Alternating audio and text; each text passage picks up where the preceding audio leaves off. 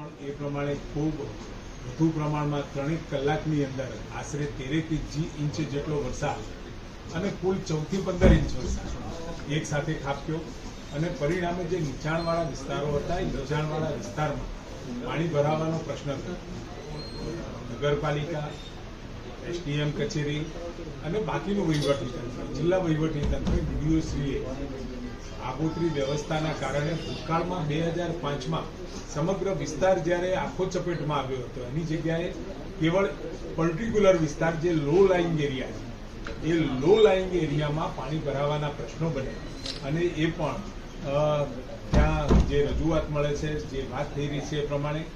રેલવેના જે પાણી જવાનો જે વોટરવે છે